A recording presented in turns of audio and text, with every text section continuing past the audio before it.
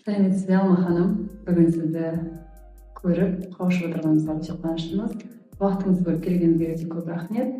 Және өз кезегінде бірінші сұрағым болып тұр. Жалпы өзіңізді қысқаша таныстырып өтсеңіз, сіз кімсіз? Саламатсыздар ма? Мені шақырғандарыңызға да мен қатты қуаныштымын.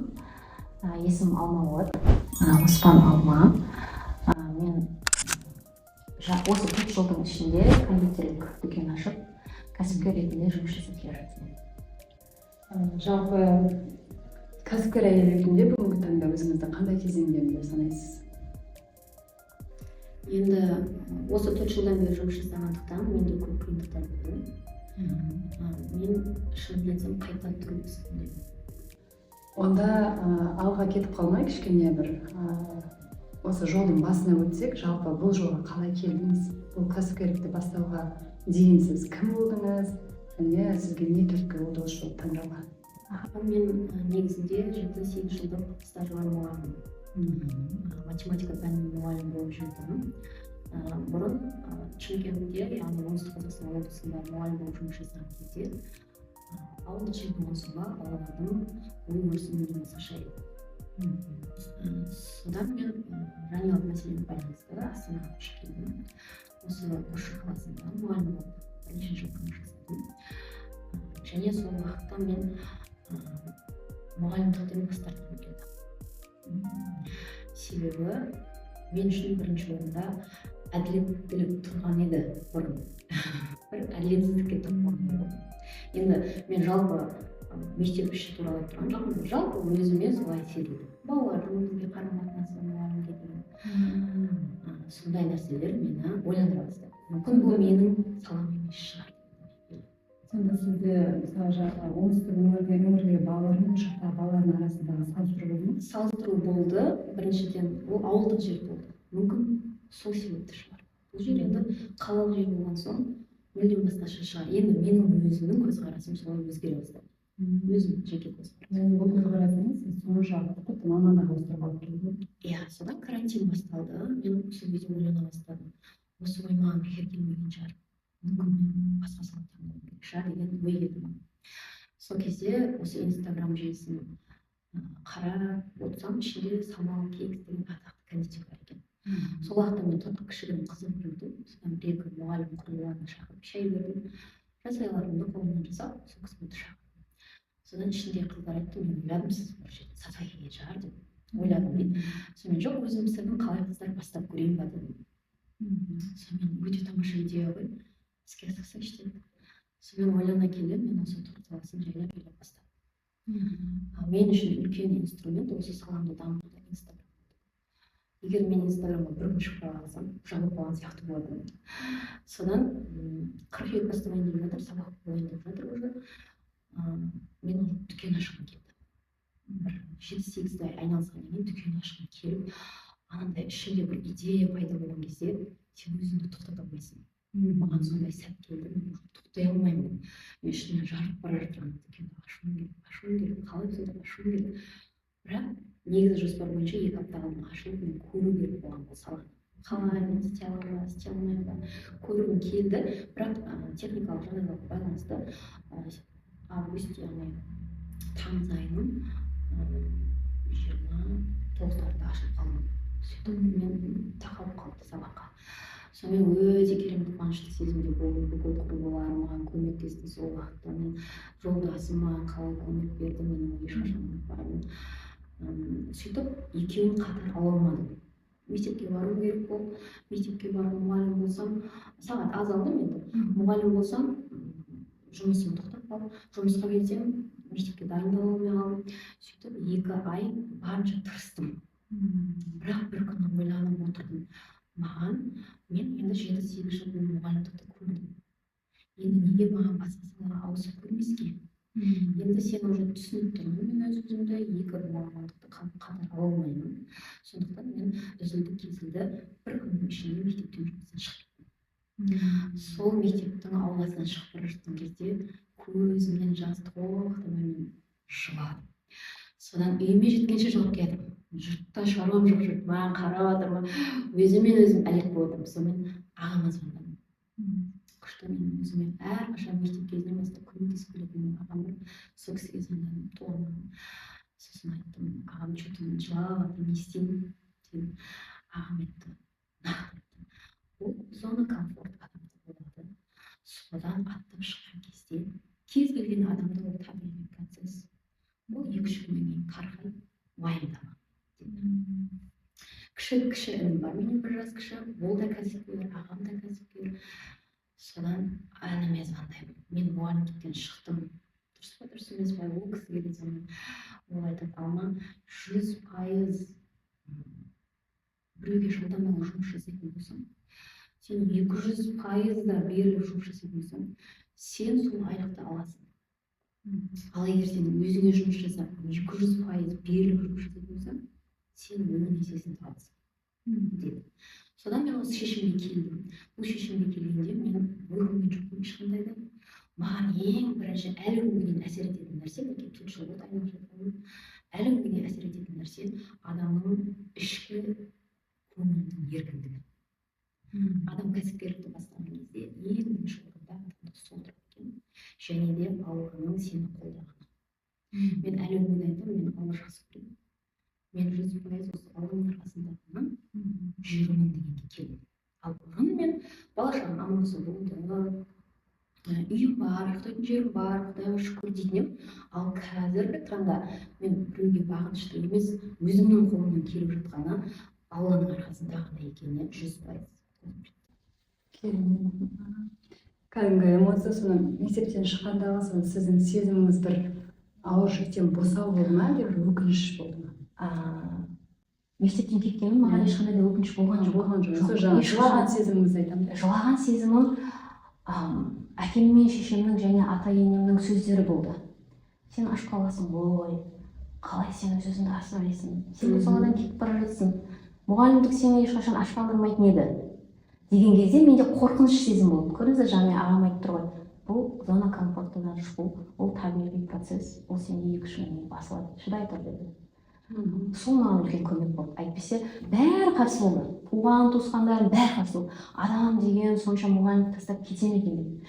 Мінекей неше жылдан кейін, бір 2-3 жылдан кейін сол балаларды ара-арасында кездестіріп тұрамын. Ол бүкіл класстың балалары емес, ол именно бір класс. Сол 10-шы класстың балалары. Олар енді мені көрсе күлетін шығар дәл қазір. Сол кезде мен неше жылдан кейін оларды ара-арасында көріп тұрамын, бір-екі баладан. Мен үнемі оны кездестірген сайын рахмет айтамын. Неге екенін білмеймін. Сол жолға итермелеген үшін. Мені жылатты талай, мен оған өкінбеймін, мені жылатса да, сол ойға маған 100% болмаса да, бір 50-60% маған мүмкіндік берді содан кетуге. Көмек берді деуге болады. Өз атымнан енді атап өткім келіп тұр, сіз осы өміріңізде бір келеңсіз жағдайды керісінше бір жаңа өмір кезеңіне бір қадам ретінде қабылдадым да. Алғыс айтып отырсыз. Әр кез көрсем бір-екі оқушыны, мен сендердің арқаларыңда осыны бастадым деп айтамын. Сендер маған көмекші болдыңдар деп айтамын. Тағы бір деректерден естідім, сіз Самал Асанқызының сұхбатын естіп бір шешімге келді деп ойлайсыз. Самал Асанқызын көргенде мен Инстаграмда 4 жылдан бері қарап жүрмін. Сол саланы бастағалы қарап жүрмін. 4 жыл емес, енді үйімде айналысқанына қарағанда 5 жылдай болып қалды. Сол кісі қазір қол астында 600-700 адам қызмет ететін нөлден бастаған кондитер маманы. Қазір ол кәсіпкер, миллиардтаған оборотқа өткен әйел. Өз күшімен жеткен әйел, ажырасқан, бір ғана баласымен, қазір 2 баласы бар. Сол жалғыз өзі соншама жетістікке жеткенім мен риза болдым. Мен таң алдым ол кісіге. Біз всегда ойлаймыз ғой, әйел адамдар біз қолымыздан келмейді. Біз бала қарау үшін жаралғанбыз, үйде отырамыз, баламызды аман-есен жеткізсек болды деген ойда болдым мен бұрын. Үнемі. Мен үй алу, басқа алу, машина алу, тіпті жаңағы жүргізу куәлігіне де қызып қалдым мен. Қазір көп нәрсеге көзім ашылғандай болады менің. Осы бизнестің арқасында. Себебі сіз басқа адамдармен танысасыз, көрсіз. Мінекей сол кезде мен сол кісіге қатты риза болып, осыншама жетістікке жетуге болады екен, ол бұл кісі деген машина айдайды, бизнес жүргізіп отыр, адамдар менің жұмыскерлеріне қалай тіл тапсырды. Бұл үлкен тәжірибе болды мен үшін. Ең басында осы қызметкерлермен жұмыс жүргізуге 2 жыл өмірімді арнадым десем болады. Кімге, қай кезде нақты не айту керек? дұрыс жұмыс жасамады ма, жұмысқа қабылдар кезде не айту керек, сол маған 2 жыл сабақ болып кетті. Сонда сіз ол кісіні жаңағы онлайн ғана бақылап отырып сондай шешімде онлайн бастапқыда бақылап отырдым, жұмыс істеген істер жеке кездесіп көрген жоқсыз. енді керемет қой. Сонымен енді мастер-классқа бару керек болдым, Алматы қаласына бару керек болдым, өйткені мен бірнеше ярусты тут жасаған кезде бір рет құлап қала жаздадым.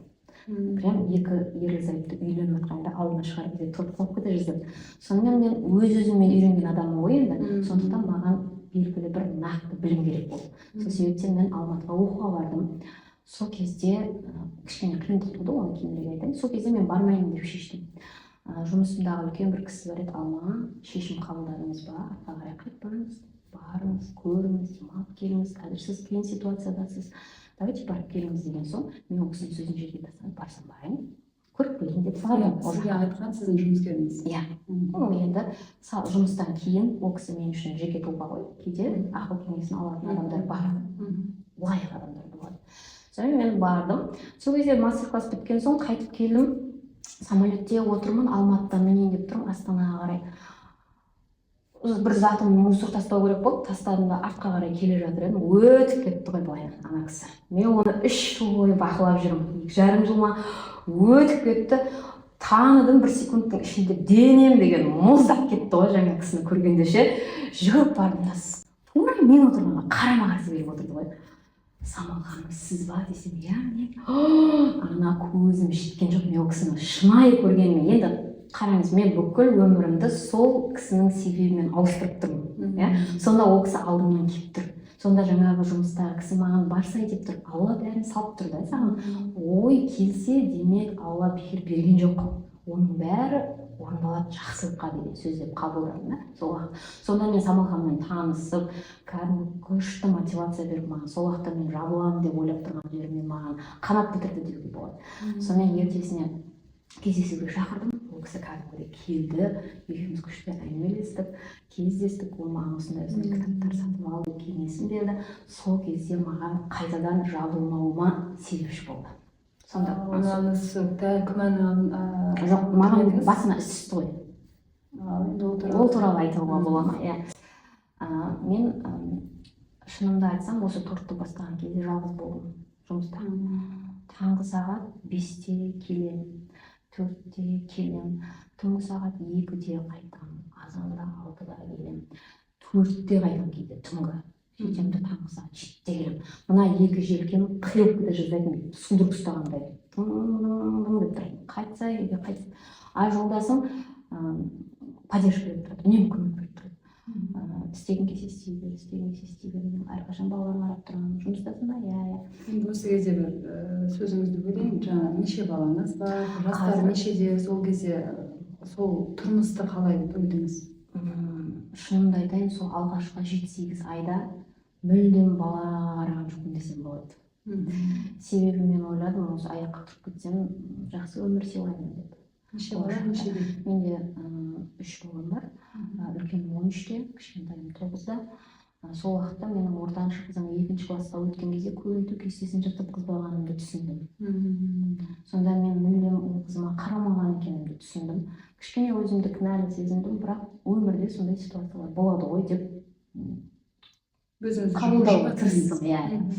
Оны мен ол кезде түсінген жоқпын, бір 2 жылдан кейін ба түсіндім.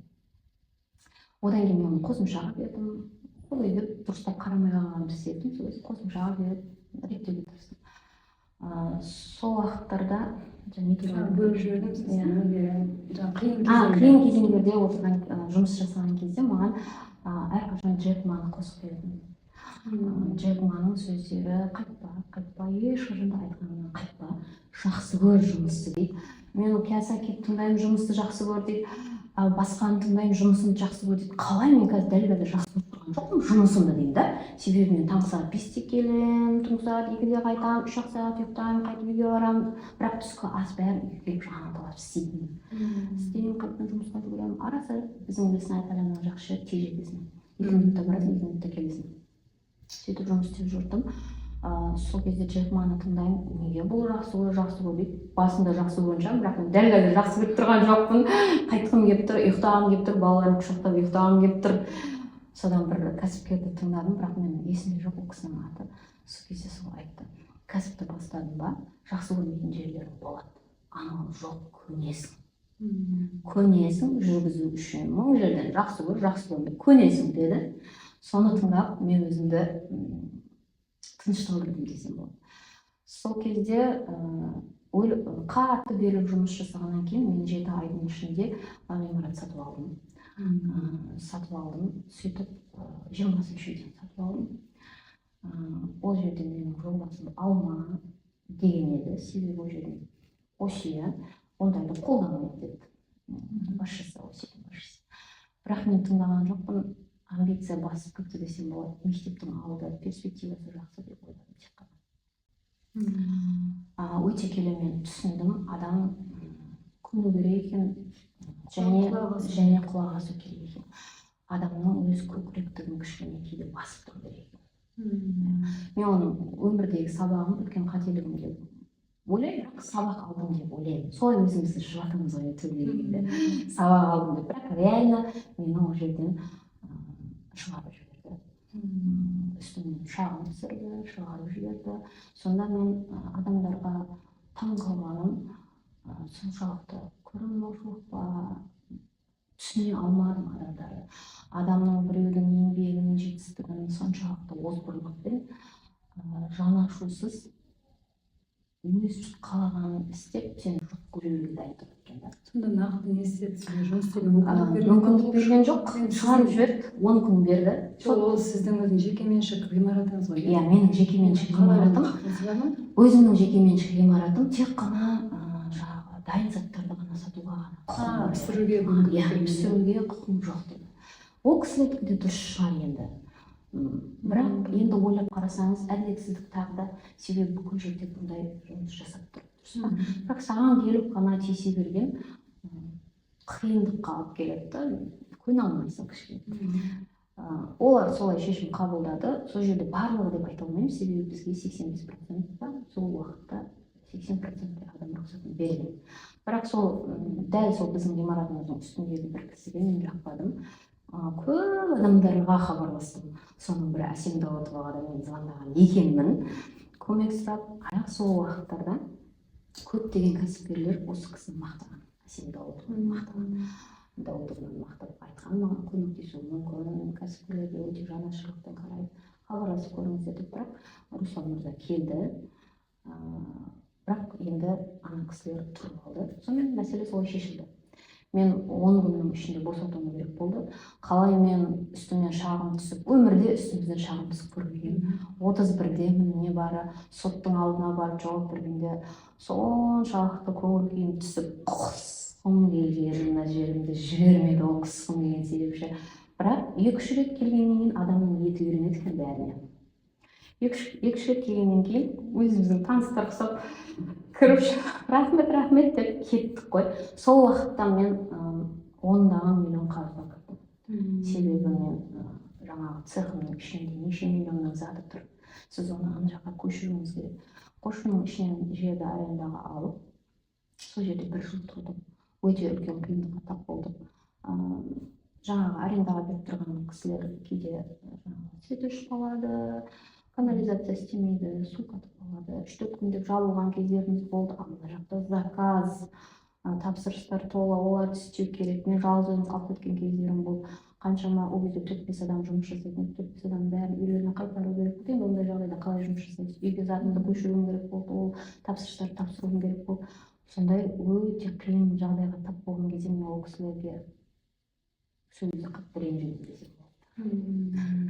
Неге соншалықты адамды қинауға болады? Енді адамның жалпы қиындық арқылы жолда кездескен кедергілер арқылы өседі деп айтып жатамыз ғой. Енді сіздің осы жолыңызда бұл қиындық сізге не берді? Одан бөлек жалпы осы жолды бастаған кезде мысалы сіздің өткен өміріңіздегі педагогикалық тәжірибеңіз не берді? Жаңа қиындық не берді? Жаңа өткен тәжірибеңіз сізге не беріп, не үйретті? Яғни алға жылжуға қандай мүмкіндіктер берді? Қателігім ма тек қана тым көкіректен бе деген сөздерді ұқтырды. Құлақ ас, өзгелерге де ақылдас деген нәрсе кетті. Және асықпай әрекет жаса деген сөзге келді. Мгм. Салмаққа салып, бұл зат көшіп кетпейді басқа жаққа. Асықпай күте тұр. Мен ол кезде ойладым, алып қалады, сатып алады. Мен алмасам болмайды. Менің жаман әдетім, егер мен тәуешкі болғандықтан шығар, мен өзім осы бизнеске келгенде ғана өзім жұлдызнама дегендерді зерттей бастадым. Нумерологтарға бара бастадым. Оған дейін менде ондай ой мүлдем жоқ еді. Психологиялық сабақтан ешқандай менің тәжірибем, еш нәрсем жоқ еді. Мен осы салаға келгенде сол кезде өзімнің тәуешкі екенімді түсіндім. Бізге кейде тәуешкілерге өздеріміз керек. Біз қайтпаймыз ғой. Мен тіпті жер, сол уақытта мен 14 миллионға помещение алдым, жер алдым. Қаншама жалғыз өзім алған жоқпын. Құдай өзі кешірсін, жолдасым бар қасымда. Сөзім үшін кешірім сұраймын. Құдайдың арқасында және өзім жолдасымның көмегі арқасында алдым деп айта аламын. Сол кезде жер алар кезде де документациясы жағынан дұрыс болмағанда мен жылайтын әдетім бар. Мен ананы ала алмадым, мен істей алмадым. Маған ана алу керек еді. Осы айдың ішінде ана жұмыс істеуім керек еді, мен істемедім деп жылайтын әдетім бар. Ондай кезде. Оны қалай түсіндіремін білмеймін.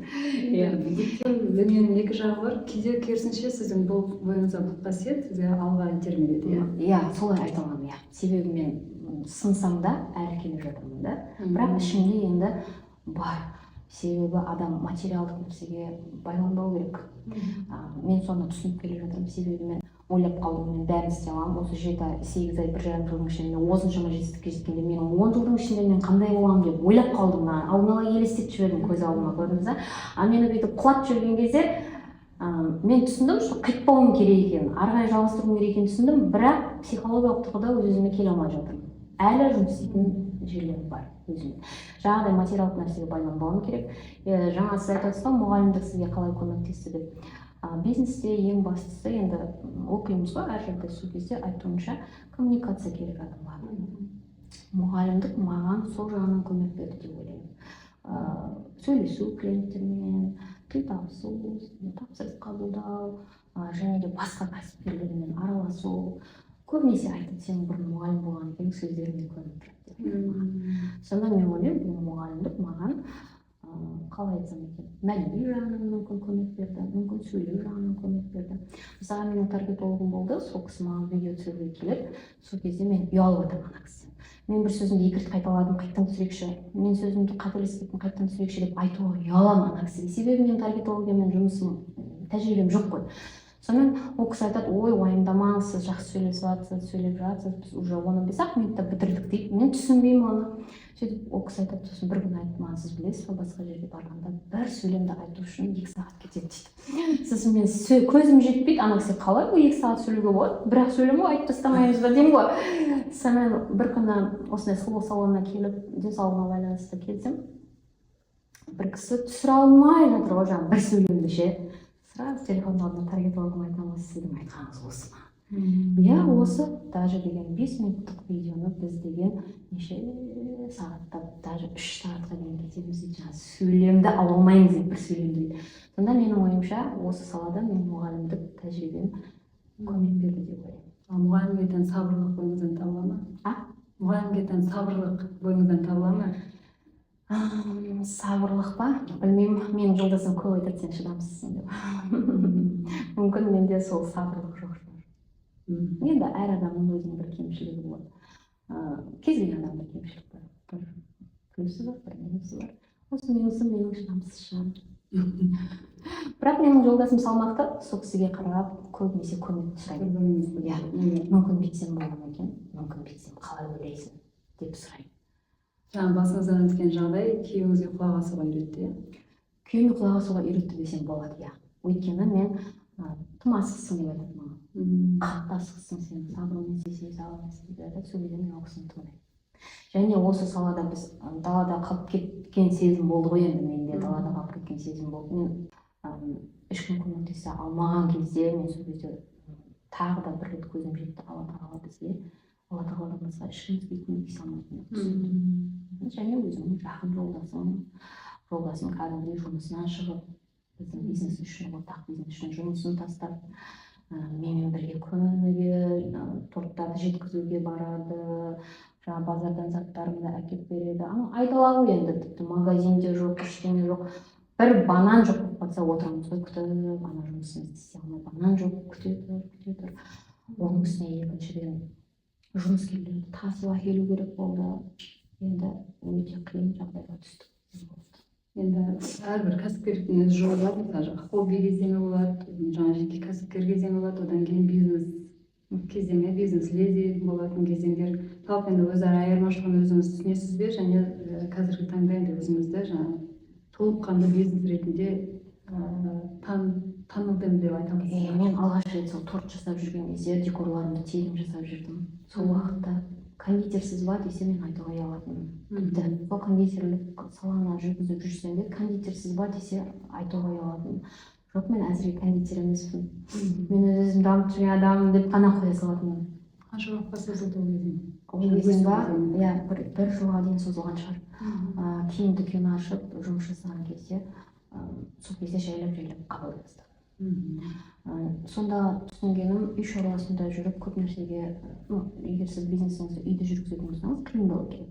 Егер сіз жеке шығып кетсеңіз, ол кезде үй бөлек болады, жұмыс бөлек болады. Енді қазір менің өзімді қосқанда және жолдасымды қосқанда 9 адам болып жұмыс жасаймыз. Енді сол кісілерді игере алғаныма қарағанда, жүргізе алып және 4 жылдан бері қаншалықты қиын болса да бір қалыппен жұмыс істеп келе жатқаныма қарағанда, мен өзімді кәсіпкер деп санай аламын. Яғни сіз масштабқа шықтыңыз, бүгінгі таңда екінші нүктеңізді ашып отырсыз. Масштабқа шығу дегенді мен басқаша түсінемін. Масштабқа шығу үшін мен толыққанды бір 10 шақты дүкен болу керек. Яғни 2 дүкен сіз үшін масштаб емес. Мен үшін масштаб емес. Және бізде Лесная Поляна ықшам ауданында Талған басқаша, қала Қай жаман? Мен өзім 7-8 ай қалада біз екінші нүктемізді ашып жұмыс жасадық. Бірақ маған өте ауыр, қиынға соқты. Жолдасым да қарсы болды, қайта ана жаққа тасу, түнге дейін 12-ге дейін жүріп кеттік. Мүлдем бос уақытымыз болмай қалды. Және де қаланың, социумның психологиясын түсіне алмадым десем болады. Себебі 7-8 ай жұмыс істеп жүріп, не істеп жүргенімді түсінбедім. Дұрыс келе жатырмын ба, әлде дұрыс емес жүрмін ба? Мен мына жақта ашқан кезде мен 100% әлі де сенімдімін. Ал ана жақта ашқан кезде сол ортаны түсіне алмадым десем. Оларға не керек? Нені атап өтсеңіз, мысалы баға жағына, сапа жағына, айырмашылық жаңа мен сізге қала басқаша, бұл жақ басқаша дегенім баға жағынан және сапа жағынан. Біз мысалы 100% табиғи сливкемен творожництер қолданамыз.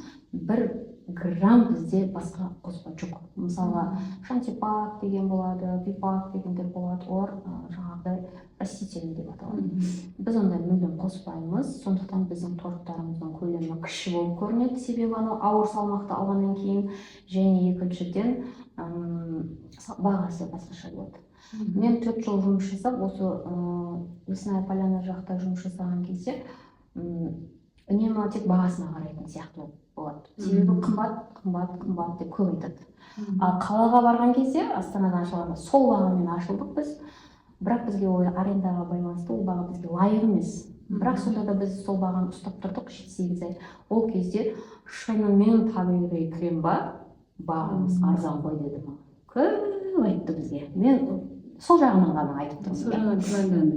Иә, но шынымен натуральный крем ба, арзан ғой, бағаңыз деп айтып, көп айтты. Ал бұл жақта әсіресе ер адамдар пирогыңыз кішкентай, қымбат, торттарының түрлері көп кішкентай, қымбат деген жиі естимін. Мен сол жағын айтып жатырмын да.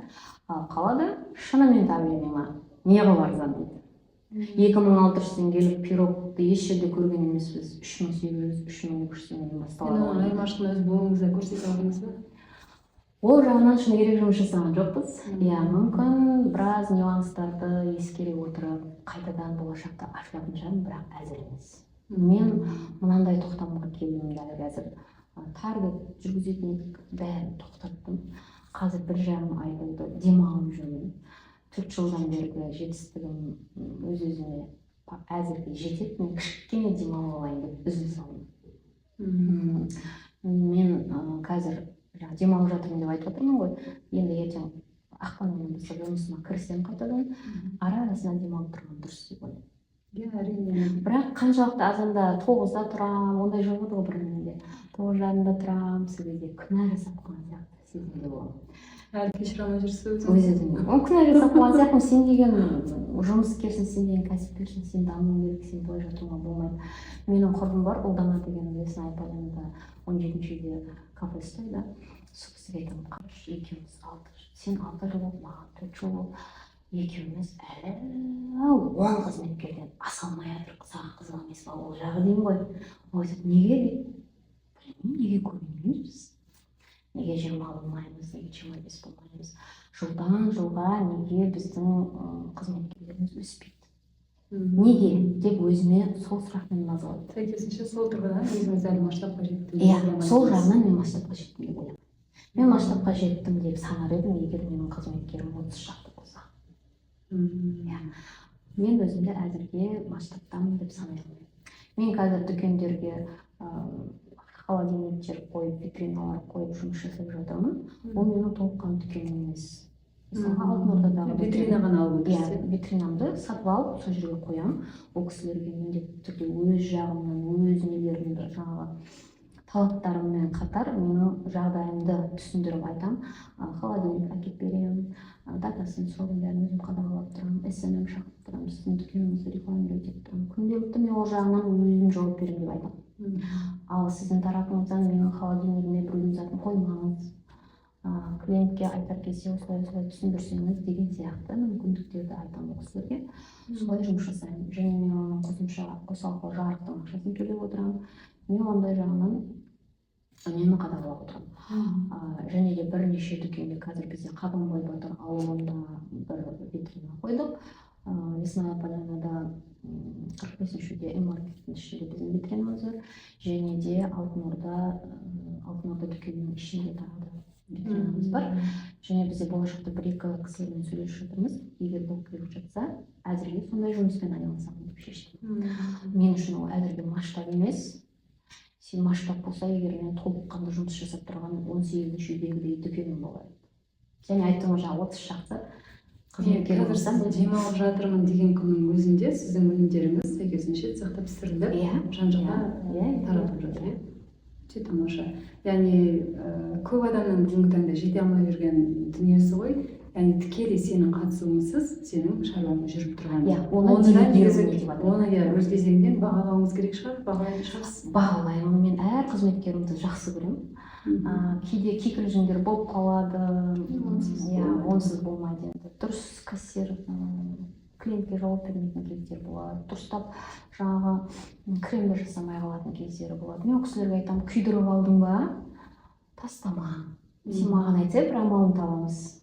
Қыздар ешқашанда бүлініп алған заттарыңды жаңағыдай менсіз шешіп, менің ақшам ол, мен өзім шешемін, не істеуге болатынын ақылдасып, бір шешімге келеміз деймін. Кикілжің болып жатса, тез айтқаны дұрыс. Ішінде тұнып, сіз анаға бүйтіп қарадыңыз, маған ренжідіңіз, ана кісіге бүйтіп қарап едіңіз, маған дұрыс қараған жоқсыз деп іштерінен тынудың қажеті жоқ. Мен соны түсіндім да. Бетін ашып айту керек. Және де әр қызметкер келген кезде маған бір нәрсесін үйретіп кететін сияқты. Яғни жолда кездескен адам тегін емес. Иә, тектен-текке кездеспеген секілді көрінеді, және ол кісі маған бір сабағын беріп кетеді. Келесіде мен келесі адамға мен не айту керек екенін мынандай ситуацияда деп есіме сақтап тұрамын. Қаржылық жағын қалай басқарасыз? Қаржылық жағын мен осы финансисті жақын арада финансистпен ақылдаспай тұрып, менде шаманский бизнес деп айтатын едім бәріне. Ақша контрольда болмаған кезде ол шаманский бизнес деп бизнесмендер айтады ғой. Адам ақшасын санамайынша қалай. Бұл жерде жаңа сіз атап өткендей мұғалімдігім келді. Математика пәнінен мұғалім болған мен. Сол финансист екеуміз осы 3 жылдан кейін ғана ақылдасып, бизнестің өзінің несін құрып, 3 жылдан кейін ғана мен оны анық көз жеткіздім десем болады. Яғни қаржыны басқару керек екен. Иә. Ал оған дейін мен шыны керек сәтін салды, осылай деп жұмыс жасап жүре бердім. Сосын өзіміз ешқашан ұрламаған соң, біреудің затының нұқсан келтірмеген соң, бәрі маған солай болып көрінеді. иә. Ал осы 4 жылдан бері бірде бір адамды олай кездестірген жоқпын, бірақ өз көзіммен көрген жоқпын. Кім біледі, біреу алды ма алмады ма, енді сіз оны білмейсіз. Мінекей менің інім торт саласымен ол да айналысады, Қызылорда қаласы, Қызылорда облысы Қазалы ауданында айналысады. Сол кісіден кейде ақыл кеңестерімді сұраймын. Сол кісі деп айтып тұрмын ғой, бірақ мен 1 жас кішкентай, бірақ ақыл кеңесін аламын. Өйткені оның маған ұнайтыны ешқашан артқа қайтпайды. Бүйтті сөйтті десем іштей алмайды, алға қарай кете бер. Іштей алмайды, мән берме. Ондай болып тұрады, мән берме деп үнемі айтады. Мен ара-арасында сол кісінің ақылы.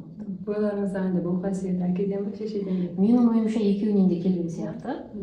Өйткені менің әкем жаңа айтқандай тау ешкі.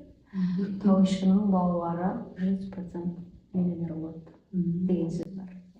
Сондықтан да менің ағам Аллаға шүкір бизнес жүргізеді, інім бизнес жүргізеді, әпкем продуктовый дүкен жүргізеді.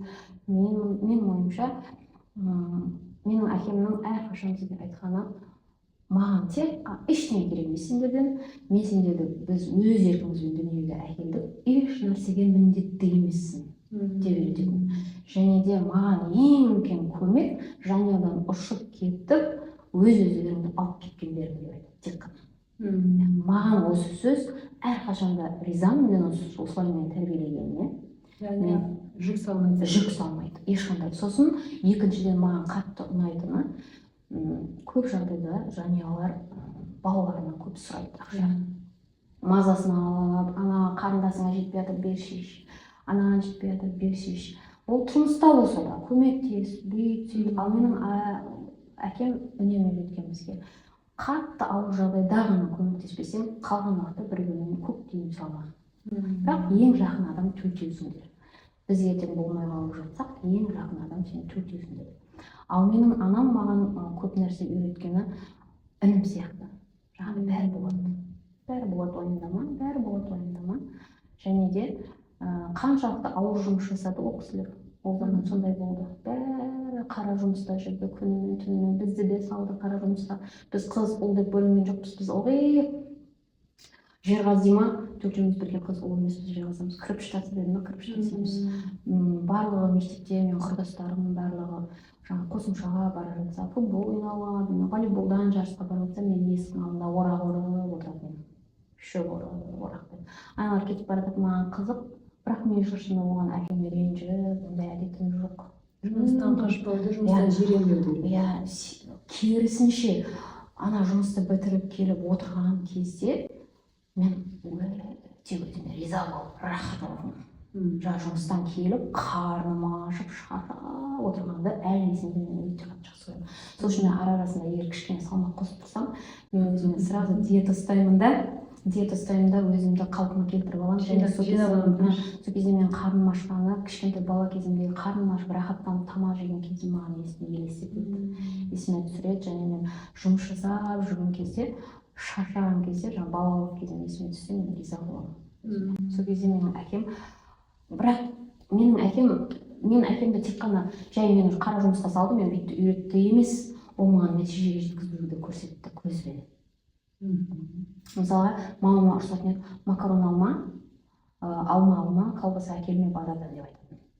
Сосын алманды алма, колбасанды алма деп айтады. Неге десе, мама енді естественно сөйлейді ғой, енді жегісі келіп тұр ғой балалар, неге әкелмеске дейді. Жоқ, күн өзі келеді, мен айтамын. Менің қатты есім қалып кетті. Сосын айтты маған, бір күні сендерді күнде колбасаның холодильнигіңді толтырып қоямын, жәшікпен алма әкеліп беремін деп айтқан. Сол кезде мен түсінбедім, дедік та бәріміз қоя салдық. Колбасаны енді жейміз, алманы жейміз, бірақ бір рет айырылған кезде болды. Және де бізге үнемі бөліп берген. Папама үлкен, мамама одан үлкен, маған кіші бірдей болды. Артық қылмаған. Сол себепті шығар, мен егер әділетсіздік көрсем, мен ішім күйіп бітіп жатады. Мен ойымша содан деп ойлаймын. Үнемі бөліп беретін. Папа міндетті түрде үлкендігін алу керек, мама одан кішірегін алу керек, біз кішкентайын алуымыз керек. Және де папам әрқашанда қойдың басын, немесе сиырдың басын мал қойып болды бізде. Соны не істесе, мамама оң көзін береді әрқашан. Мен оң көзім, екі қызыма екі құлақ деп беретін. Біз сол кезде сондай жеп өстік қой, қатты жақсы көретін. Қазір енді кейде әйелдерін сыйламай ұрып соғып сөйтіп жатса, әкем менің мамама әрқашан оң көзін бермейтін, бұл кісілер ұрады деген сияқты ортада деген сияқты. Сол 9-шы класс па, 8-ші классқа өткен кезде, тіпті 7-ші классқа өткен кезде бізге күнде жәшік 3 күн сайын базарға барып жәшік алмамен палка колбасалар алып келген кезде мен көзім жетті ғой. Адам еңбектенсе, екіншіден өзін кішкене тыйса, адам үлкен жетістікке жетеді екен. Сонда жаңағы одан бас тартқызған кезі әкеңізде мүмкіндік болмаған кез, кейін мүмкіндік тауып жаңағы жәшіктеп әкелетін күнге жетті. Соны маған көрсетті. Ол тез келмейтінін көрсетті деп ойлаймын. Адамға шыдамдылық керек, еңбектену керек. Көптеген бизнестер не үшін жабылады деп ойлаймын. Ашады да көп нәрсе күтіп қалады. Сөйтеді да, ол өзім ойым енді. Сөйтеді да, сәл бизнес жүріп келе жатқан кезде, менде шуба жоқ, менде анау жоқ, менде мынау жоқ деп әсіресе әйел адамдар ананы алам деп мен ойымша жұмсап тастайды. Сосын обороттағы ақша азайып қалғаннан кейін болды. Ертең қайтадан зат сатуға ақша жетпей қалады деп ойлаймын. Содан кейін ұрыс-керіс басталады, одан кейін екіншіден жаңағы ішінде күмән туа бастайды, мен бизнес дұрыстап жүргізе алмай жатырмын, ол қойшы осы жерден қоя салайыншы деген. Екіншіден жаңа әке-шеше әбден үйретіп қойған балаға, сен ертең өсесің, мен өсіруім керек, мен сені өсірдім, бақтым, сен маған қайтаруың керек деген нәрселер мен ойымша өте ауыр сияқты. Себебі мен бір рет мамам қатты ауырып қалған кезде звондап бізден операция жасату керек болды. Сөйде алма 15 мың теңгеден шығарасыңдар ма деген кезде жүрегім жаман. Бірінші рет ол кезде 27-28-ден ба қалай ауырғанын елестете алмаймын. Сонда неше бала жас жанұялы болса да үлкен ер азаматтар сондай күй кешіп жүрген ғой деп өзім ішімде солай түйдім. Және де жаңа айтайын дегенім, бизнесті солай бастайды. Сосын өз ойым енді біреулерге қалай жауап қалса енді Құдайдың өзінің бермегені де шығар, бұйырмаған шығар. Сосын мен екіншіден ойлайтыным орынға байланысты деп. Дұрыс ашпадым ба, мен жүрмедім. Орын деген локация ма? Иә, локацияға байланысты шығар деп ойлайтыным. Бірақ 90-80% ол адамға да байланысты екен. Сенің несібең болса келеді, несібең болмаса ол жерде келмейді.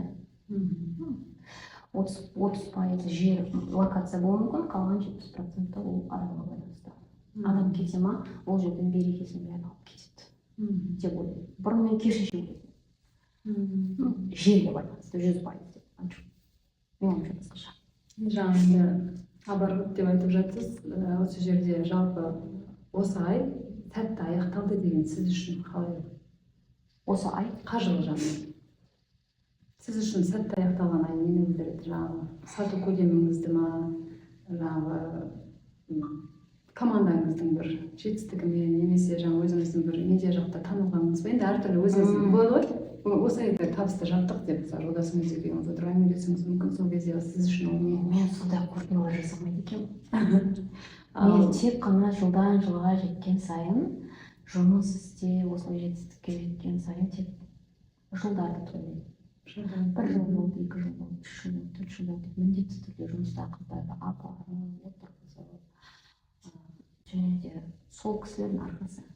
Енді ай деп сақтап отырмай, жылдап. Тек қана жылдап қана есеп бере аламын. Ай сайын енді біз өзіміздің көрсеткіштерімізді санаймыз ғой енді.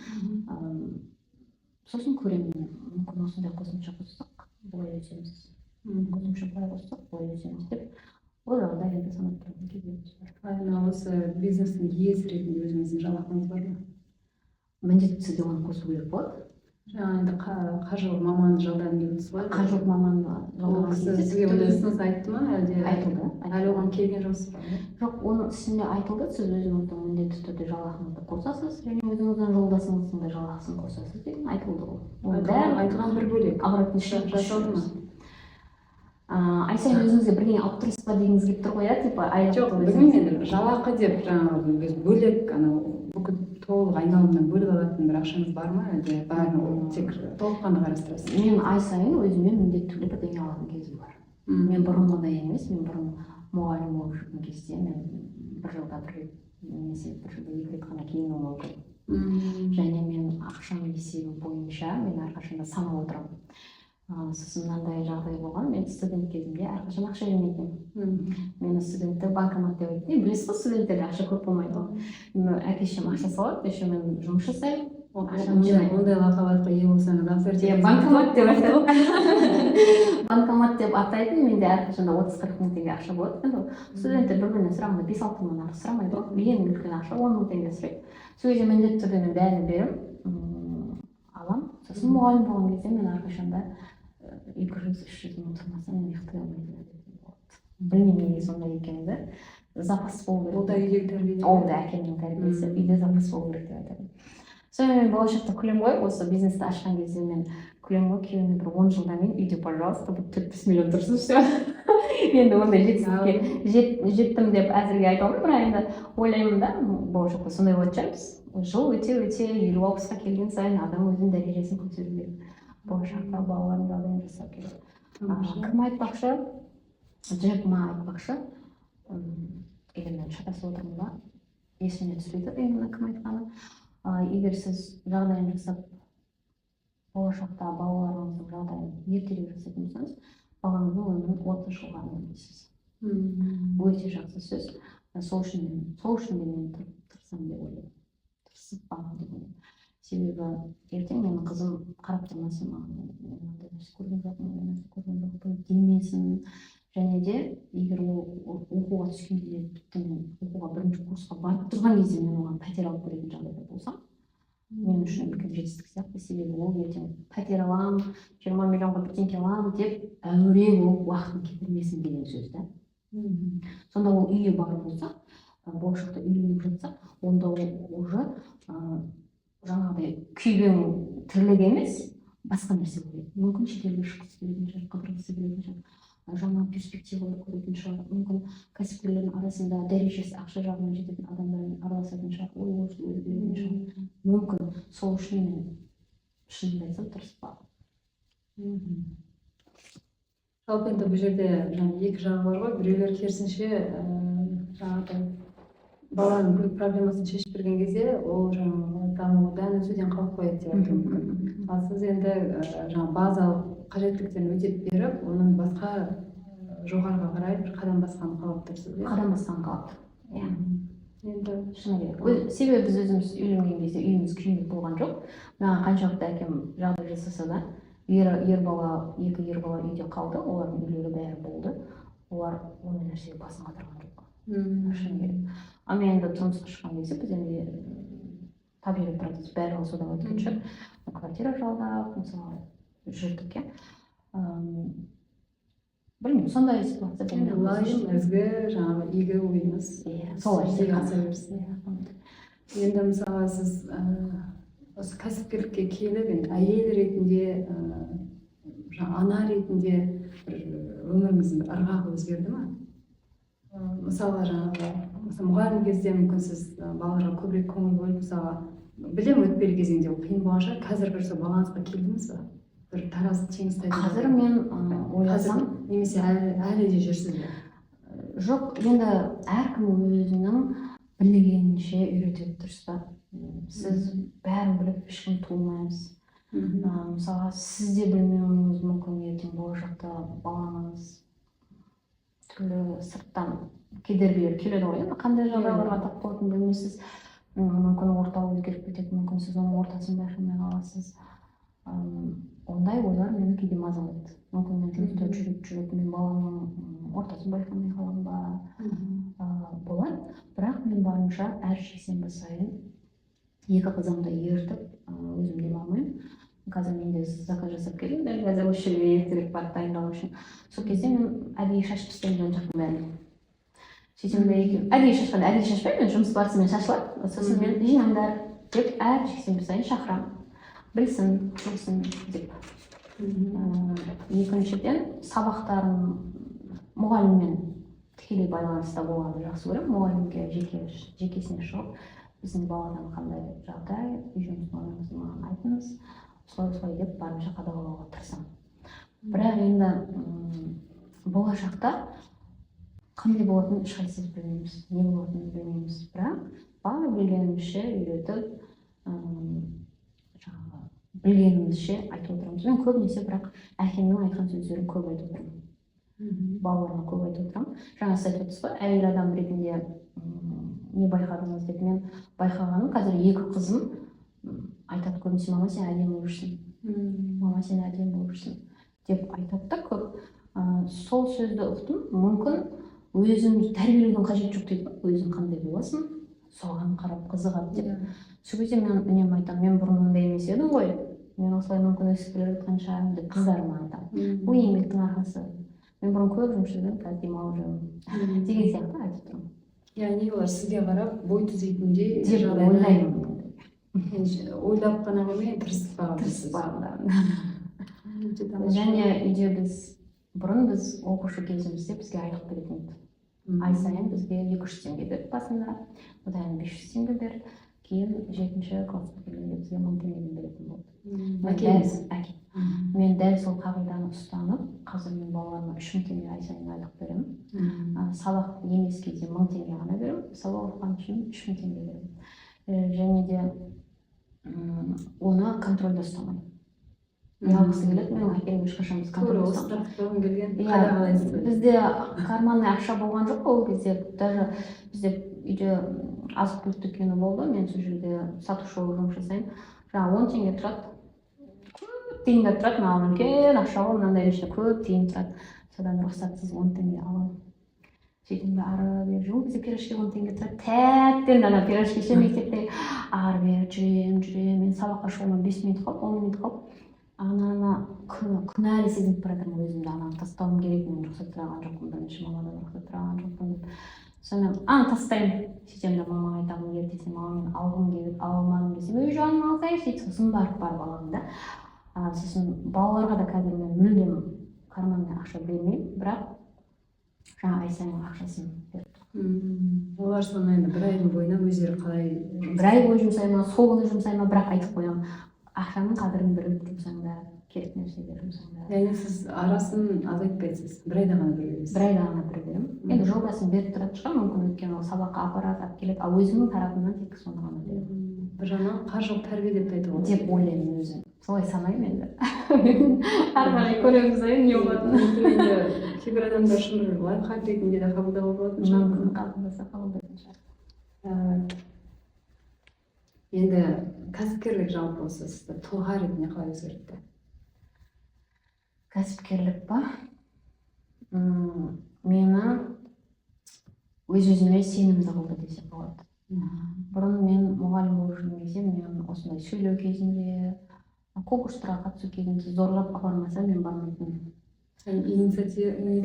Мен әнші болуды армандадым. Сол жаздық асхананың маңайында қалып кеткен қаншама дәптерде жатталған өлеңдер.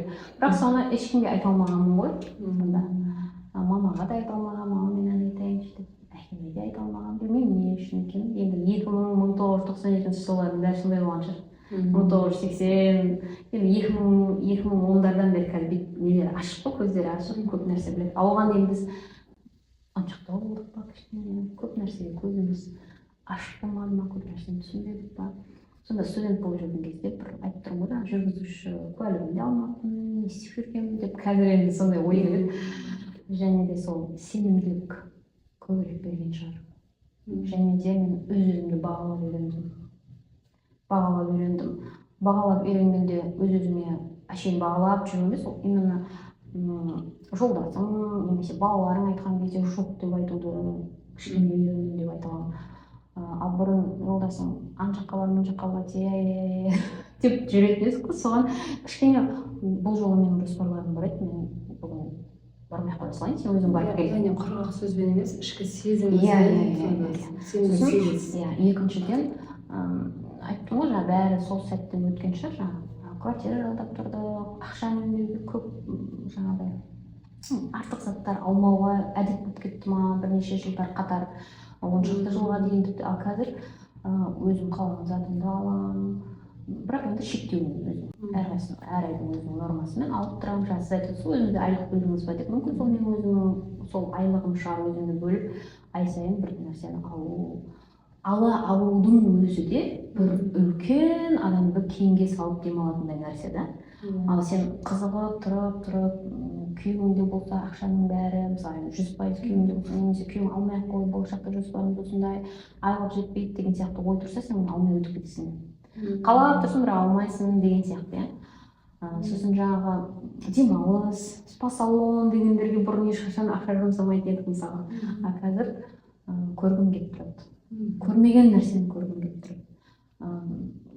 Жаңағы парашюттан секіргім келіп жүреді сол кезде мысалы қазір шашымды қызылға бояғым келеді қазір.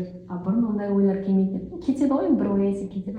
Бірақ мысалы мына ысырған мына жерінен тескім келеді. Бұрын ондай ойлар келмейтін. Мүмкін ойлаудың еркіндігі шығар енді білмеймін жаңағы. Негізі өзі Абрахам Маслоу деген кісі экономист адамның қажеттігін бөледі бірінші кезекті және екінші кезекті. Яғни бірінші кезекті қажеттілік жаңағы физиологиялық қажеттілік біздің күнделікті бүкіл адамға тең дәрежеде қажеттіліктер. Және екінші дәрежеге өткен кезде жаңағы басқа дүниелерді қалай бастайсың. Мысалы жаңағы парашютіңіз барлығы. Демек сіздің жаңағы екінші деңгейдегі қажеттілікке өткеніңіздің өзі сіздің өсуіңіздің айқын көрінісі деп мүмкін. Және де қосымша өзімнің денеме қарай бастадым. Спортпен айналыса бастадым. Қазір йогаға барамын тұрақты түрде. Адамда фитнеске бардым, басқаға бардым. Ең өзің іздеу керек екенсің қарап. Анаған бір бардым, мынаған бір бардым. Мысалы фитнес маған ұнамады. Міндетті түрде мен өзімнің жанымның тыныштығын қалаймын ба, үнемі. Әкем үнемі звондағанда менен сұрайды, алма, осы жерде душам алып жүрген жоқ па, жаның алып жүрген жоқ па? Жоқ десем, әйтеуір сен байқалып жүрсің. Сен айлап звондамайсың маған. Ол өте керемет дейді. Сен звондай берсең, демек сенің көңілің құлазып, сен бірдеңені уайымдап, бізден жылу іздеп жүрсің дейді. Ал егер сен әке-шешеңді іздемей еркін жүрсең, демек сенде бәрі жақсы. Яғни звондамадың деп сізге кінә тағуды. Кінә тақпай, сол жерімде жақсы көремін. Себебі мен көп кездестіремін. Маған звондамады деп ұрсылады, көңіл бөлмеді деп ұрсылады. Мен ондай нәрсені түсінбеймін. Және де жаңа бір ақшаны туысым алып қайтып бермеу дегенді түсінбеймін. Себебі біз әшейін бір магазинге ағам кетіп бара жатса, базарға кетіп бара жатса, ағам маған аяқ киім әкеліп бара жатсашы, үйге етін десем, мен міндетті түрде оның ақшасын беремін. Біз солай үйренген. Яғни норма қалыптасқан. Иә, ал жаңағыдай туған туысқандар алып кетіп қалса, мен нәрсені түсінбеймін. Неге ол деп. Және де ол маған ірілтіс сияқты. Енді айналып келеміз сіздің Алма Кейкске оралайық. Енді осы Үрші қаласында осы Алма Кейкс брендіне деген сенімді қалай қалыптастырдыңыз? Жаңа айтып өттіңіз, енді құрамы таза, барлығын енді өзің аузыңызбен айтып отырсыз ғой, бірақ мысалы сырттағы клиент оны қалай түсініп, қалай сізге сенім артып бастады және қазіргі уақытта сол сенімін білдіріп жүр? Енді дәл қазіргі есіме түсіп тұрғаны, мысалға біз сізден 3 жылдан бері алып жүрміз десе, мен ешқалай да ол кісіге жоқ дей алмаймын. Демалысым болып тұрса да, менің жаңағы көп заказым болып тұрса да, тіпті туған күнім болса да, мен ол кісінің заказын аламын. 3 жылдан бері заказ беріп тұрған адамға қалайсыз, жоқ дейсіз деген сияқты. Енді шынымды айтсам, жаңа сіз айтып отырсыз, масштаб қажеттігіңіз бар дегенде жоқ деген дедім, иә. Және де брендіңізді қалыптастырдыңыз ба, сізде иә деп толыққанды айта алмаймын. Дәл қазір. Қажеттіліктің екінші деңгейіне өтіп тұрсыз, бірақ қабылдай алмайсыз да. Енді бұл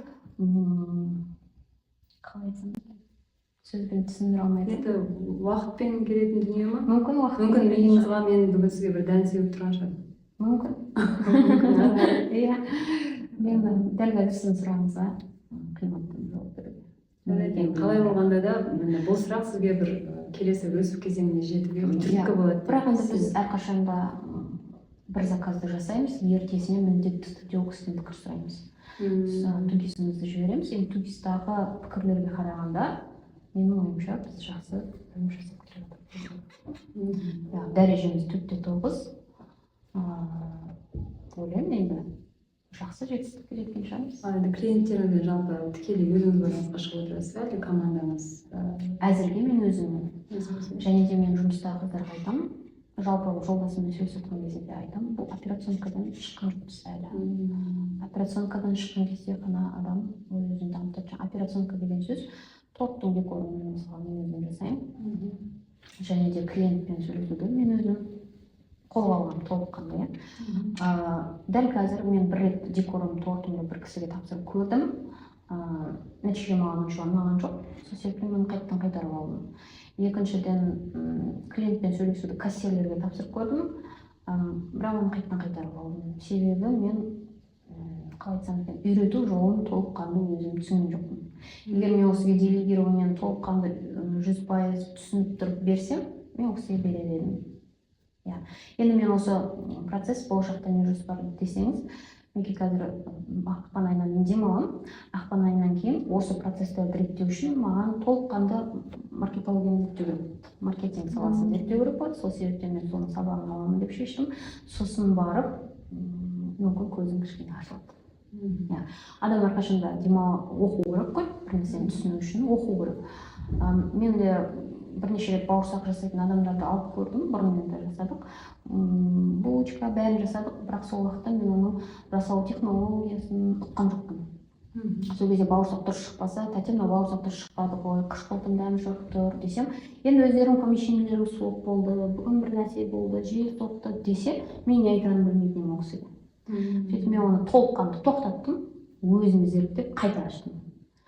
Сол сияқты мен солай үйрендім өзімді. Мысалы бір нәрсені бастадым ба, егер толыққанды түсінбей жатсам, тоқтатып қайтадан зерттеп барып ашу керек екен. Сонда жаңағы неден операционкадан толыққанды шығу үшін маған әлі бірнеше процестер зерттеу керек. Ал енді жаңа жерде бір рет істегеннен кейін барлығы жаңағы 100% сіздің қолдан шығатын нәтижеге шықпайтынын сіз мойындай аласыз ба? Міне оған уақыт керек екенін түсініп тұрсыз ғой. Мен оны қалай түсіндім? Мен басында топтың қасына выпечка қосқан кезде мен артқа қарай шегінгім келген жоқ, мүлдем. Жоқ, мен осылай жалғастыра беремін, бауырсақ істей беремін, қалай болса да әйтеуір бір күні түсінермін деген ой болды. Сонда жаңағы кино көрдім, Макдональдстың шығу тарихы туралы. Макдональдс жақсы жұмыс жасап келе жатқанда, сол уақытта кедергіге тап болады.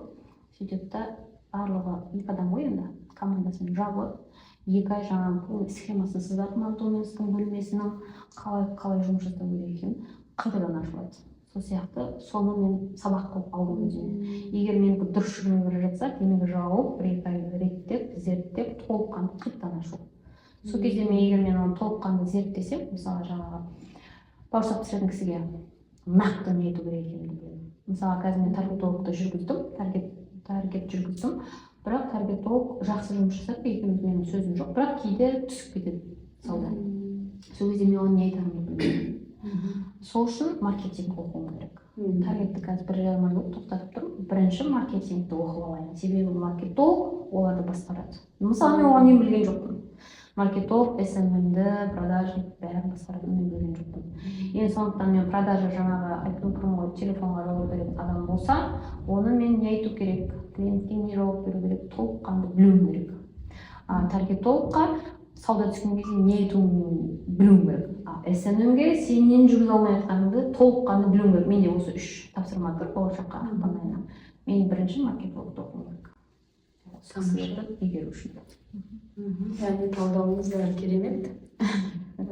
Барынша енді білмейсіз ғой ештеңе. Бәрін білем деген ол да дұрыс емес. Білу үшін оқу керек. Сізді мысалы өзіңіздің бәсекелестеріңізден не ерекшелендіреді?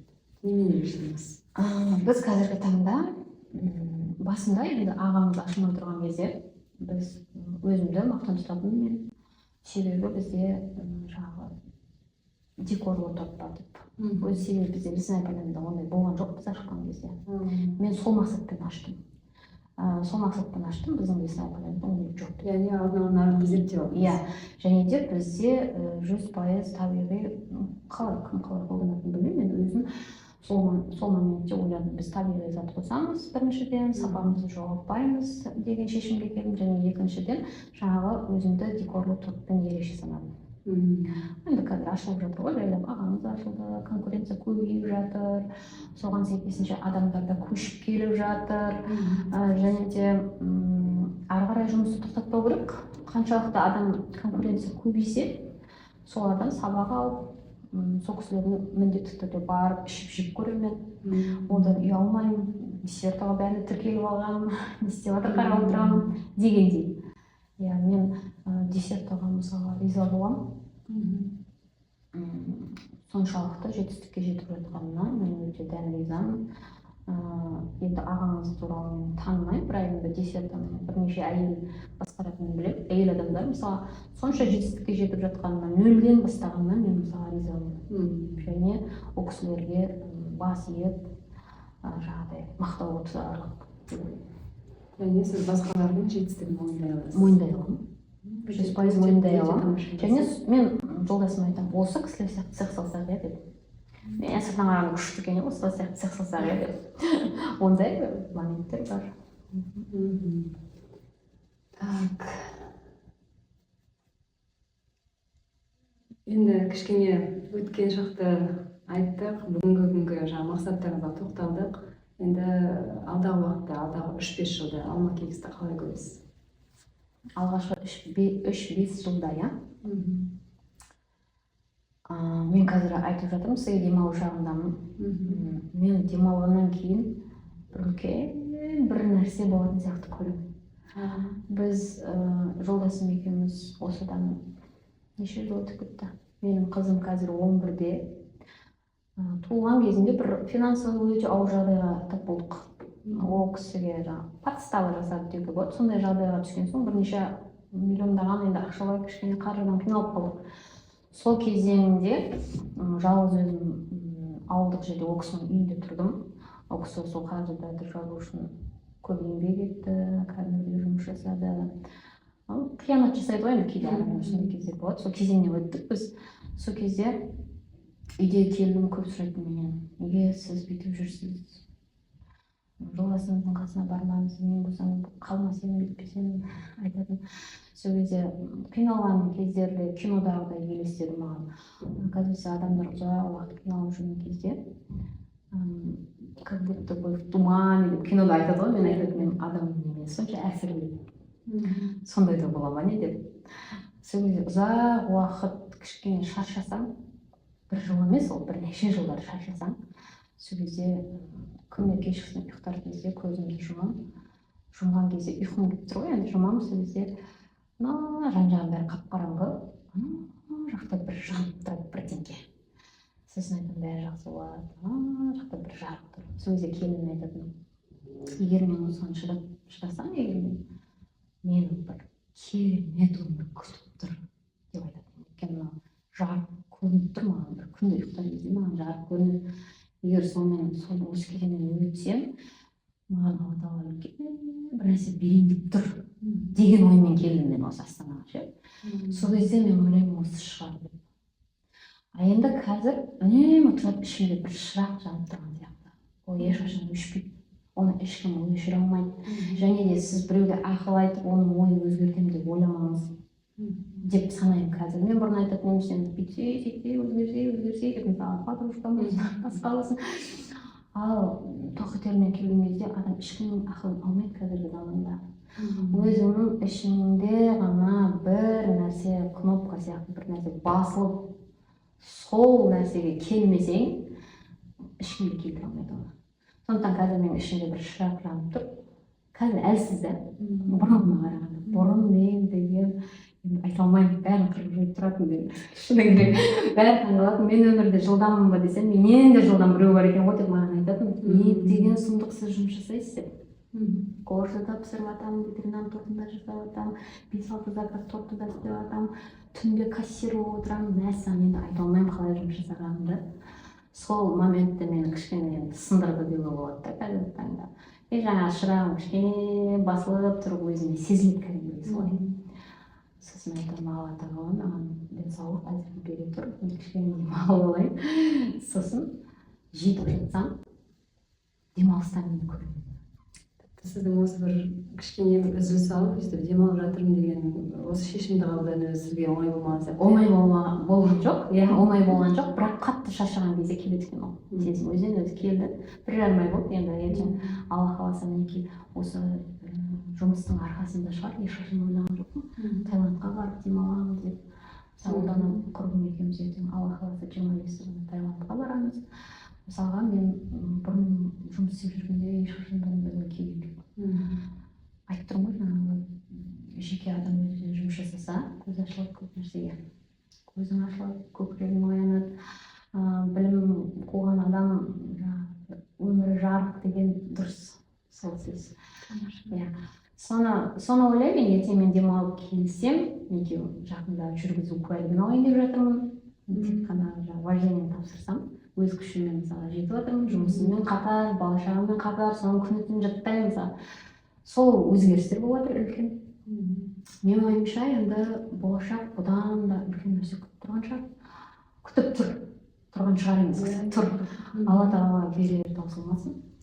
Ең бастысы деніміз сау болса, менің ойымша көп нәрсеге жетуге болады. Адамның миында бәрі. Жалпы енді қазір қоғамда көп айтылып жатыр ғой, енді әйел адамды қолдау керек деген сияқты. Жалпы алдағы өзіңіздің тәжірибеңізбен басқа әйелдермен бөлісуге қаншалықты дайынсыз? Бұл сөзіңіз өте орынды екен. Мен осы корпоратив жасадық жақын арада жаңа жылға байланысты. Мен айттым, мен барамын. Жолдасым айттым, барасың ба? Білмеймін, бармын. Ой, қыздар екен ғой, өзің бар деп. Жақсы деп, мен сол кезде ішімде кәдімгі 100% сенімді болдым. Адамдармен араласуым керек, қыздармен, келіншектермен танысуым керек. Осы бизнестегі адамдармен тек қана ұлдана ғана емес, көптеген қыздармен танысуым керек деп шештім.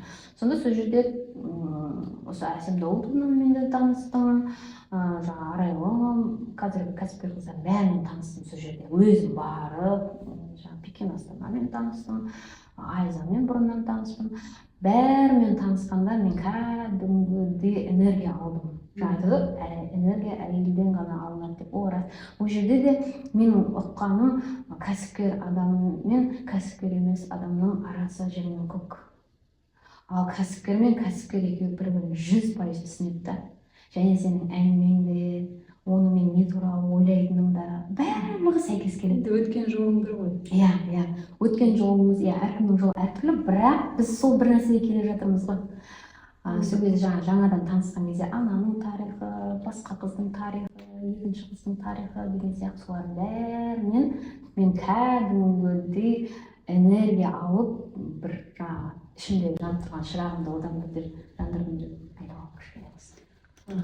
Сәйкесінше сұрақ, мысалы қазіргі таңда енді қаншама әйелдер бар ғой, тұрақты жұмыс істеп, жаңа панаймын дейміз ғой, яғни біреуге жұмыс істейді.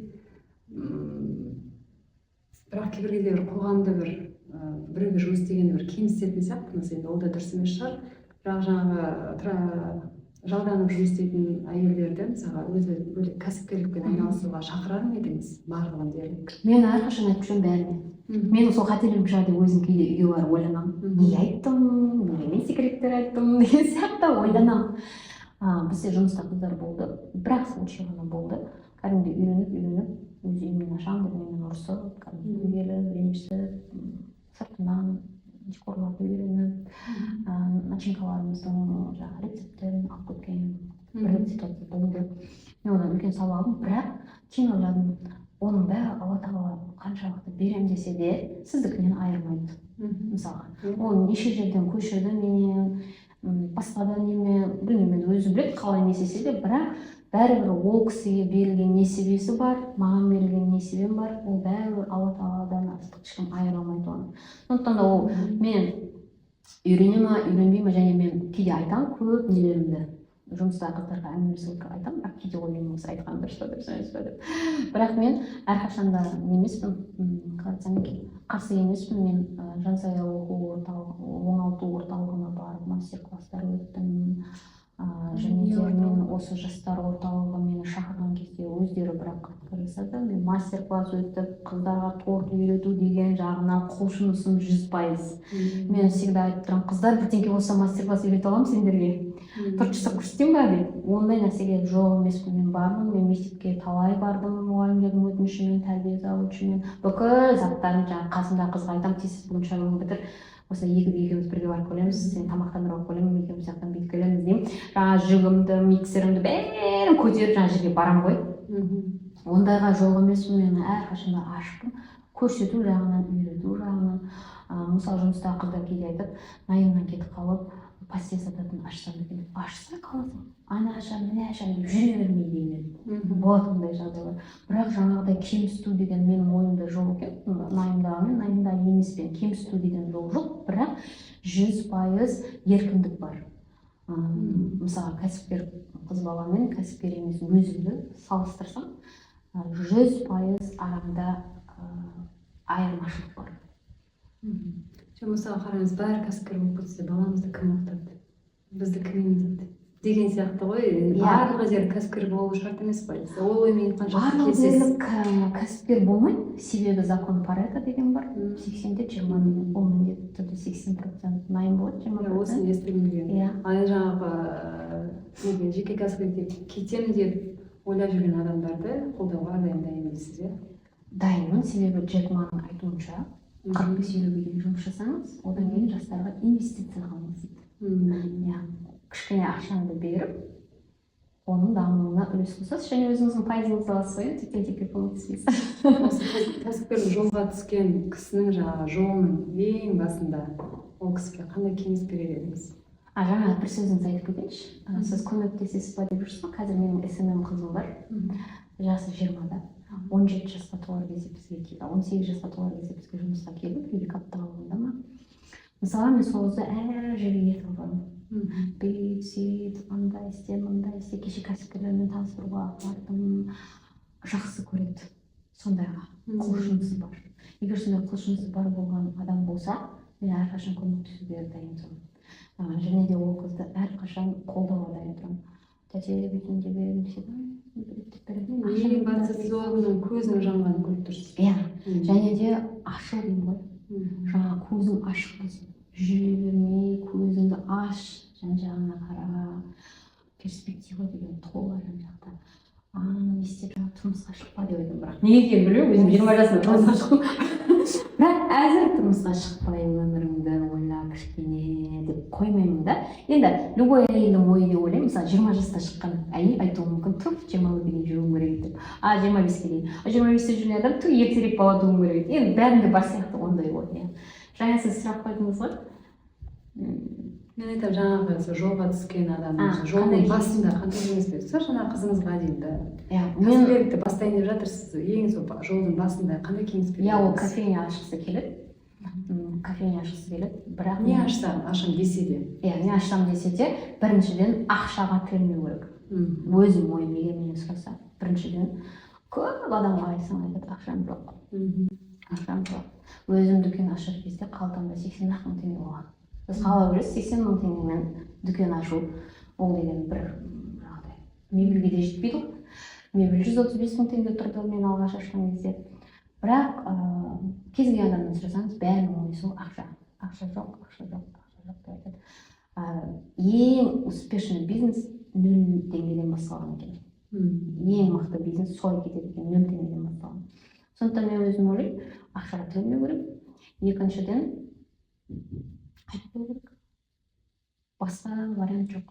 Егер сен шаршадың, ешкім маған көмектеспей десең, сен күннен күнге выгорание дейді ғой қазір, шаршап, төмен еңсеңді түсіріп кете бересің. Ал егер де Алла бар болса, сен жалғыз емессіз ғой. Алла бар болса, және де үшіншіден менің жағдайымда жағдай жасайтын күйі керек. Қолдайтын жолдас керек. Ал егер де сен қолыңа келмейді, сен істей алмайсың, сен таста, үйдегі тамағың кәне дей берсе, мен ойымша кез келген әйел сынатын шығар. Ал менің жолдасымда ондай нәрсе болған жоқ. Ондай менің әлі күнге дейін ондай маған претензиялар қоймайды. Бүгін енді мысалы сіз өмір жолыңызды, кәсіпкерлік жолыңызды барлығын суреттеп шықтыңыз. Енді осыдан қосшының кәсіпкер әйелдері баста қандай сабақ алу керек деп ойлайсыз? Бізге не үйретер екен дейсіз ба? Сіздің жолыңыздан, сіздің өмірлік тарихыңыз оларға қандай сабақ бере алады? Білмеймін одан. Правильно.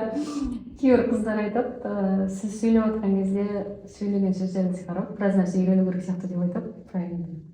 Өзім туралы ондай нәрсе білмеймін. Енді осының алдындағы тура сұраққа айтқан жауабыңызда негізі бұл сұраққа да жауап ретінде қабылдауға болатын сияқты, иә? Қайсысы? ең басты жаңағы қолдаушың болса. Қолдаушың болу керек. Иә, әйел адам болғаннан кейін енді сізде кедергі көп қой. Балаңыз бар, қарайтын. Іліп қойған ғой негізі әйел адамға соның бәрін. Сен бала қарауың керек, сен оларды күнде жағдайын жасауың керек, тамағын істеуің керек. Ер адам туралы бұл жерде ештеңе айтылмаған да. Иә, бұл кішкене әділетсіздік деп ойлаймын мен үшін. Ал шетел азаматтарын көретін болсаңыз, ондай түсінік жоқ. Қарапайым, мен жолдасым туралы айтып қояйын, қарапайым шай қоймайды ғой мысалға. Қазір енді екеуміз бизнесте жүргеннен кейін менің жұмысым көп болып кетеді, кейде ол кісі босап қалады, сөйтіп кейде жұмыс алып береді балаларға, оны қазір кейде жасайды. Бірақ ол қаншалықты адамға жағымды жаңағы процесс. Қуырып беріп саған бір өзіңе тамаша сезінесің, күшті керемет сезім береді. Яғни оның түгі кетпейді, бірақ сол әрекеті қаншалықты әрине, иә. Және де балалар да кәдімгі көздері жайнап қуанады ма? Жаңа бұл жерде бір ерекше бір атап өту керек шығар, сол шағын ғана бір әрекетіңізден сіздің еркектік ешқандай дәрежеңіз түспейді, бірақ қаншалықты қолдау беретінін. Иә, кәдімгідей ішінде. Соны ер адамдар сезсе екен деп бір айтып қойсаңыз. Менің ойымша сезетін сияқты, мен өзім жолдасымнан көргенде сезетін сияқты. Басқа ер адамдар сезсін, иә, істесін. Менің ойымша онда тұрған еш нәрсе жоқ. Күнде істеп жатқан жоқ қой. Өйткені күнделікті көріп жүрген әйел адамдардан байқайтынымыз сол қолдау жетіспейді. Мүмкін, иә. Менің ойымша бұл жағынан маған 100% жол болған сияқты. Алма, көп рахмет сұхбатыңызға. Енді келесі сұрақтардың легін жаңағы шағын рилстарға арналған сұрақтар болады. Енді рилстарға желіге салу үшін оған енді қысқа нұсқа жауап беріп отырсаңыз, иә? Біз дейтініміз рилсқа салғанда мен вертикальный терем. Давайте енді осы сұхбатты Ал Алма ханым, сіз бүгінгі осы уақытыңызды бөліп, біздің подкастқа келіп, ішкі жан дүниеңізбен, өмірлік тәжірибеңізбен, алға қойып отырған мақсатыңызбен бөлісіп отырғаныңызға көп рахмет. Лайым алдағы уақытта барлық ізгі, игі арман тілектеріңіз орындала берсін. Яғни сіздің өмірлік тәжірибеңіз кәсіпкерлік жолға түсем деп, бір өзінің ісін ашам деп отырған әйелдер қауымына пайдасын тигізетініне сенім білдіремін. Лайым барлық ойыңыз жүзеге асып, жақсылықта, амандықта жолығып кездеседі. Рахмет. Сіздерге де рахмет, келгеніме қуаныштымын.